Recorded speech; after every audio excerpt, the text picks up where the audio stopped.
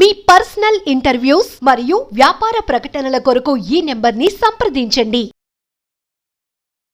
నమస్తే, welcome to మనం TV. నేను వలి. ప్రస్తుతం నాతో పాటు స్టూడియోలో ఉన్నారు సీనియర్ జర్నలిస్ట్ లలిత్ కుమార్ గారు. వారితో మాట్లాడదాం. లలిత్ కుమార్ గారు నమస్కారం సార్. లలిత్ కుమార్ గారు, పోసాని కృష్ణమురళి నేను ఇక రాజకీయాలకి దూరంగా ఉంటానని చెప్పి ఒక ప్రకటన చేశారు. నేను జగన్మోహన్ రెడ్డి గారి గురించి కానీ, చంద్రబాబు నాయుడు గారి గురించి కానీ, ఇంకా ఏ రాజకీయ నాయకుడి గురించి కానీ నేను మాట్లాడను. నా కుటుంబమే ఇక నాకు, నా జీవితం మొత్తం నా కుటుంబాన్ని నేను చూసుకుంటాను. ఇక నా శేష జీవితం మొత్తం కుటుంబం కోసమే నేను బతుకుతాను. నాకు రాజకీయాలతో అసలు సంబంధం లేదన్నట్టు మాట్లాడారు. ఎలా చూడాలి? సడన్గా ఈ ప్రకటన చేయాల్సినటువంటి అవసరం ఎందుకు వచ్చింది ఆయనకి? కేసుల భయం పట్టుకోవటం వల్లేనా? ఎలా చూస్తారు దీన్ని? ఏది ఏమైనా కూడా పోసాని కృష్ణమురళి లాంటి వ్యక్తిని నమ్మడానికి వీల్లేదు. ఎందుకంటే ఎప్పుడు ఏ పార్టీలో ఉంటాడో తెలీదు, ఎప్పుడు ఎవరిని పొగుడుతాడో తెలీదు, ఎప్పుడు ఎవరిని విమర్శిస్తాడో తెలీదు, ఎప్పుడు ఎవరిని బూతులు మాట్లాడతారో తెలీదు. అటువంటి చంచలమైన మనస్తత్వం కలిగిన వాడు పోసాని కృష్ణమురళి. గతంలో ఎన్టీ రామారావు గారు ఉన్నప్పుడు పేపర్ ప్రకటనలు వేసేవాడు. తర్వాత ప్రజారాజ్యం పెట్టినప్పుడు చిరంజీవి గారితో టికెట్ తీసుకునేసి పోటీ చేశాడు. తర్వాత జగన్ గారి దగ్గర కలిసి అక్కడ వాళ్ళకు కూర్చొనేసి వాళ్లకు మద్దతు ఇస్తూ చేసేవాడు. తనకు తాను వీళ్ళందరూ దుర్మార్గులు, సమాజంలో మంచి వాళ్లను సెలెక్ట్ చేసేది నేనే, ఆ మంచి వాళ్లే జగన్ గారు, మిగతా అంతా దుర్మార్గులు అనే భావనలో పోసాని కృష్ణమురళి గారు ఏం చేశారంటే ఇష్టం వచ్చినట్లు తన హావభావాలతో, మాటలతో, డైలాగులతో పవన్ కళ్యాణ్ను, చంద్రబాబు నాయుడిని, వీళ్ళందరినీ కూడా ఏ విధంగా మాట్లాడినాడు అనేసి ఒక్కసారి మనం యూట్యూబ్లో గత 6-7 సంవత్సరాలుగా పోసాని కృష్ణమురళి మాట్లాడిన మాటల క్లిప్పింగ్స్ అన్నీ ఒకసారి పోసానికే చూపిద్దాం. దానికి ఏ శిక్ష వేయాలో చెబితే ఆయన చెప్పే శిక్ష ప్రకారం ఆయనకు శిక్ష వేద్దాం. చేసిందంతా చేసి ఈరోజు నీ కుటుంబం గుర్తొచ్చిందా? నీకే ఉందా కుటుంబము? పవన్ కళ్యాణ్ కుటుంబం లేదా? పవన్ కళ్యాణ్కి బిడ్డలు లేరా? చంద్రబాబు నాయుడు కుటుంబం లేదా? లోకేష్ కుటుంబం లేదా? నీ కుటుంబం ఇప్పుడు నీకు గుర్తొచ్చిందా?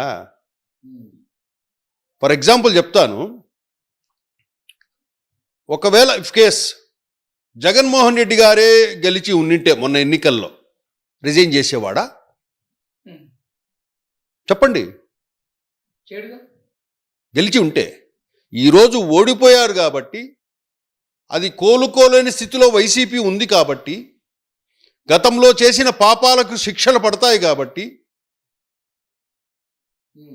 ఇక నేను రాజకీయాలు మాట్లాడను. ఊర్లో పిల్లల గురించంతా మీరు మాట్లాడారు. నీ 2 పిల్లల పరిస్థితి ఏంటి?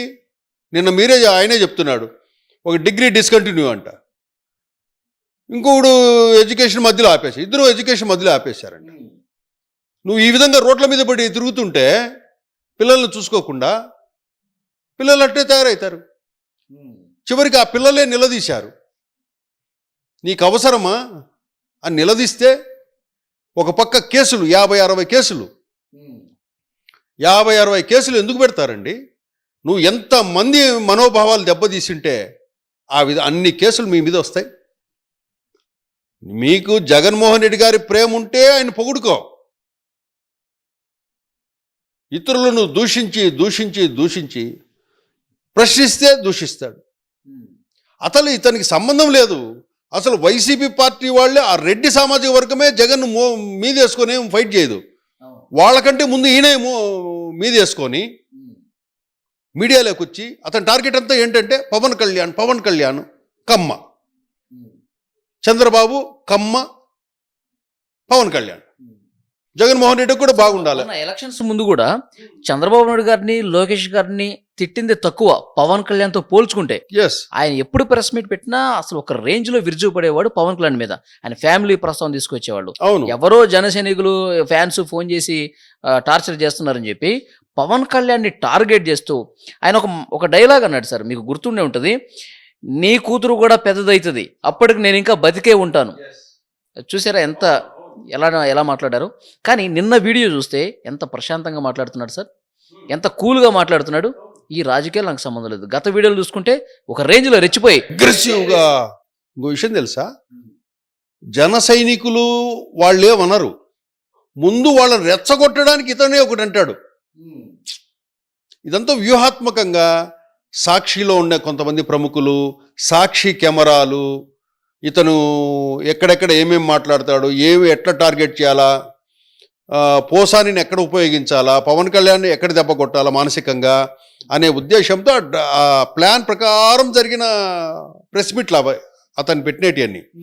ఆ ప్రెస్ మీట్లు అవుతూనే మళ్ళీ సాక్షి కెమెరాలు పిలిపించుకోవడము, మాట్లాడడము, సాక్షిలో ఉన్న ప్రముఖులు దాన్ని చూడడము, అక్కడి నుంచి సజ్జల రామకృష్ణారెడ్డి గారికి పంపించడము, వాటిని సోషల్ మీడియాకు మళ్ళీ ఇది బాగున్నది అంటే కనుక సోషల్ మీడియాకు పంపిస్తే ఈ బిట్లు కట్ చేసుకునేసి సోషల్ మీడియా ప్లాట్ఫామ్స్లో వాడుకోవటం. ఇట్లా జరుగుతూ వచ్చింది. ఈ రోజు తన కుటుంబం వచ్చింది. ఆ రోజు పవన్ కళ్యాణ్ బిడ్డ నీకు బిడ్డగా కనపడలేదా? నీ బిడ్డలే నీకు బిడ్డలా? పవన్ కళ్యాణ్ జన సైనికులు గోకేది నువ్వే. వాడెవడో మెసేజ్ పెట్టాడని చెప్పేసి గాబరాగా వచ్చి ప్రెస్ మీట్ పెట్టేది పవన్ కళ్యాణ్ బిడ్డలు తిట్టేది నువ్వే. అసలు నీకు ఏం సంబంధం రాజకీయాలతో? సంబంధం లేదు కదా. అంత పూసుకొని మీద వేసుకొని చేయాల్సిన అవసరం ఏముంది? నిన్న మొన్న ఏదో పోస్ట్ ఇచ్చాడు, నీకే ఎంపీ సీటో లేకపోతే ఎమ్మెల్యే సీటు ఇవ్వలేదు కదా జగన్మోహన్ రెడ్డి గారు. వాళ్ళు కూడా మౌనంగా వాళ్ళు కొన్ని పద్ధతిగా పోతారు, ఎమ్మెల్యేలు ఎంపీలు కూడా. ఈయన ఇవంతా పార్టీనంతా మీద వేసుకొని ఇష్యూ చేసి పెట్టుకున్నాడు. వాళ్ళ కొడుకులు ఎందుకు నీకు ఈ రాజకీయము, ఇదంతా ఎందుకు, ఇప్పుడు మన బతుకు మనం బతుకుదాము, ఎందుకు ఇవని చెప్పేసి అన్నాడని చెప్పి వాళ్ళ కుమారులను ప్రస్తావిస్తూ నిన్న మాట్లాడారు. ఆయన తిట్టేటప్పుడు, పవన్ కళ్యాణ్ని బండబూతులు తిట్టేటప్పుడు, వాళ్ళ ఫ్యామిలీని తిట్టేటప్పుడు, అప్పుడు ఈ ఫ్యామిలీ మెంబర్స్ ఏం చెప్పలేదా మనకెందుకు, ఇంత అగ్రెసివ్గా పోవటం మనకెందుకని అప్పుడు చెప్పలేదా వీళ్ళు? అప్పుడు ఫ్యామిలీ ఈ విధంగా వాళ్ళని అడ్డగించలేదా పోసానిని? అంటే ఫ్యామిలీ పర్సన్స్ ఈ ఫాదర్లు చేసే యాక్టివిటీస్ ఎక్కడెక్కడ మాట్లాడుతూ ఆసక్తి ఉండదు కదా, పిల్లలు కదా వాళ్ళు. రాజకీయాలు అందరు చేయొచ్చండి, రాజకీయాలు అందరూ మాట్లాడచ్చు, దానికో పద్ధతి ఉంటుంది అంటున్నా నేను. రాజకీయం నేను మాట్లాడచ్చు, మీరు మాట్లాడచ్చు, ప్రతి ఒక్కరికి రాజకీయం గురించి మాట్లాడే హక్కు ఉంటుంది. అది ఏదైనా కూడా దానికో పరిధి ఉంటుంది. మనం మాట్లాడే భాష కానీ, పదాలు కానీ, అక్షరాలు కానీ ఒక పద్ధతి ఉంటుంది, మాట్లాడచ్చు. నువ్వు ఆ పరిధి దాటిపోయావు, పరిధి దాటి ఒక 10,000 కిలోమీటర్లు ముందుకెళ్ళిపోయావు. కాబట్టే నీకు ఈరోజు ఈ పరిస్థితి. చేతులెత్తి దండం పెట్టి నాకు ఈ రాజకీయాలు వద్దు అని. మొన్నటి వరకు ఆయన ఏజ్ ఎంతండి? అగ్రెసివ్గా అంత టెంప్ట్ అయ్యి ఆ ప్రెస్ మీట్లలో మాట్లాడి అంత ఆవేశం తెచ్చుకొని చేయాల్సిన అవసరం ఏముంది? అతని ఆరోగ్యం కూడా సరిగా లేదు అతనికి. ఎందుకు నీకంత కక్ష? పవన్ కళ్యాణ్ మీద నీకెందుకంత కక్ష? నారా చంద్రబాబు నాయుడు మీద నీకెందుకు కక్ష? లోకేష్ మీద నిన్న ప్రెస్ మీట్ లో ఆయన చంద్రబాబు నాయుడు గారి పేరు ప్రస్తావించారు కానీ పవన్ కళ్యాణ్ పేరు ప్రస్తావించాల. మీరు ఒకసారి చూస్తే జగన్మోహన్ రెడ్డి గారు నాకు రాజ్యసభ ఇస్తా అన్నాడు, ఎమ్మెల్సీ ఇస్తా అన్నాడు, ఎమ్మెల్యే ఇస్తా అన్నాడు, కానీ నేను తీసుకోలేదు అని చెప్పేసి చెప్తూ చంద్రబాబు నాయుడు గారిని కూడా గతంలో నేను పొగిడిన సందర్భాలు ఉన్నాయి, ఆయన తప్పు కనిపిస్తే నేను విమర్శించిన పరిస్థితి కూడా ఉంది అని చెప్పి ఇక భవిష్యత్తులో ఏ రాజకీయ నాయకుడిని నేను అనను అన్నాడు. కానీ ఆయన చంద్రబాబును విమర్శించలే. ఓసారి అప్పుడు ఇప్పుడు పొగిడానంటే ఆ పొగిడిన ఈ అకౌంట్లో రాసుకున్నట్లుంది. ఈయన నా తిట్ల అకౌంట్లో నేను పొగిడిన అకౌంట్లో కూడా మైనస్ చేసేసి రిమైనింగ్ తిట్ల బ్యాలెన్స్ ఎంత ఉందో చెప్పు అన్నట్లుంది. నిన్ను ఎవడు పొగడమన్నాడు? నిన్ను ఎవడు దూషించమన్నాడు? నువ్వు విమర్శించలేదు, ఆయన దూషించాడు.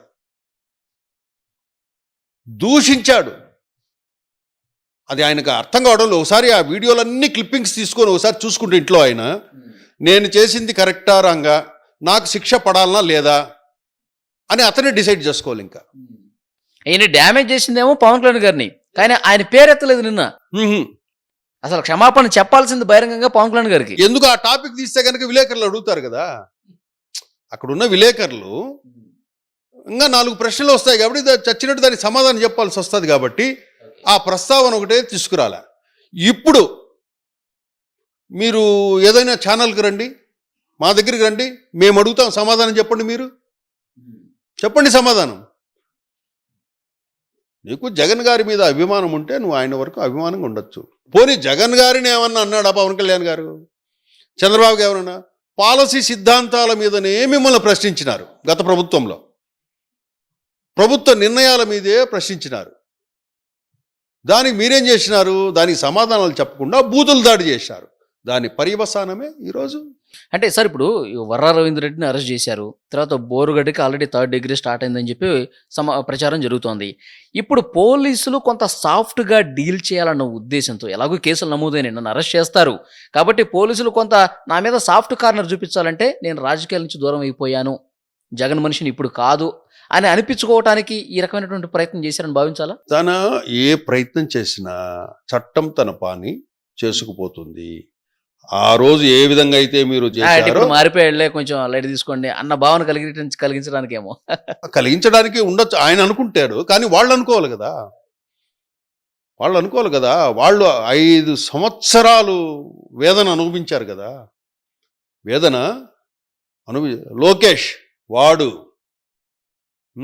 ఇట్లా మాటలు మాట్లాడాడు కాబట్టి శిక్ష. తప్పు చేశావు కాబట్టి, తప్పు చేశావా లేదా నిన్న చెప్పలా,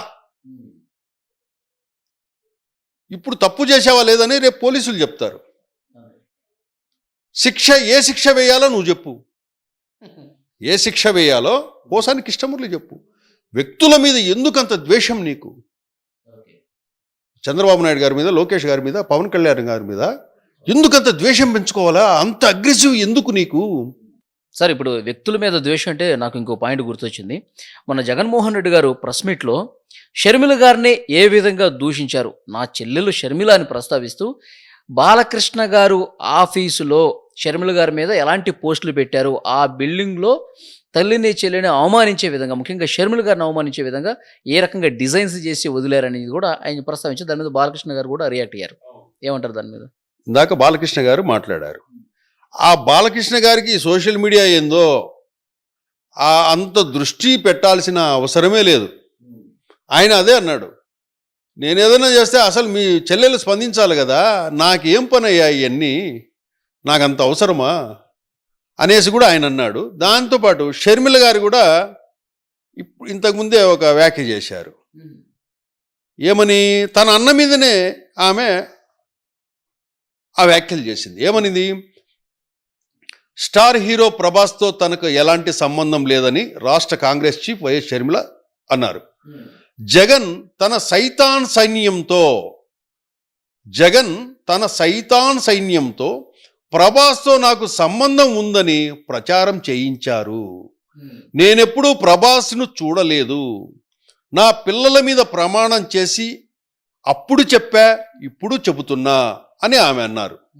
జగన్కు తనపై ప్రేమ ఉంటే ఇలాంటి ప్రచారం జరుగుతున్నప్పుడు ఏం చేశారు అని ఆమె ప్రశ్నించారు. చూసారా, చెల్లెలు చెప్తుంది.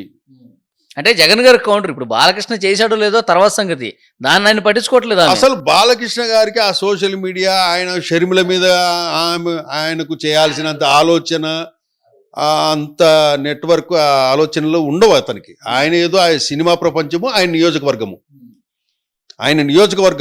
ఆయన సినిమా ప్రపంచం. ఇవి బాలకృష్ణ గారి తప్పక మిగతా వ్యక్తులను టార్గెట్ చేయాలనో, ఒక ఆఫీసు పెట్టి ఏదో చేయాలనో ఆయనకు అవసరం లేదు కదా.